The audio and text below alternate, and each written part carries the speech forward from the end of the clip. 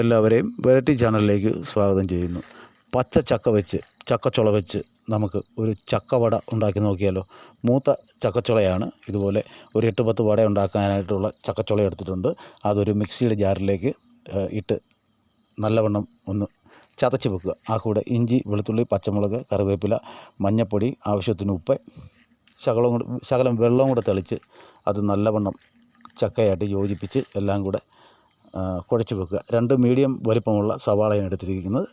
ആ കൂടെ അതിലേക്ക് മൈദയോ ഗോതമ്പ് പൊടിയോ കുറച്ച് ചേർക്കുക. ഞാൻ ഗോതമ്പ് പൊടിയാണ് ഇവിടെ ചേർത്തിരിക്കുന്നത്. മൈദ ചേർത്താലും കുഴപ്പമില്ല.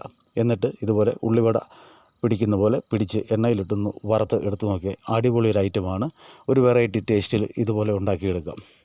നിങ്ങൾ ഇതുപോലെ ചെയ്തിട്ടുണ്ടെങ്കിൽ ഈ വീഡിയോ കണ്ട് ഇഷ്ടപ്പെട്ടാൽ അഭിപ്രായങ്ങൾ കമൻറ്റ് ചെയ്യണം, ലൈക്ക് ചെയ്യണം, സബ്സ്ക്രൈബ് ചെയ്ത് സപ്പോർട്ട് ചെയ്യാൻ മറക്കല്ലേ. ഇത്രയേ ഉള്ളൂ. Thanks for watching.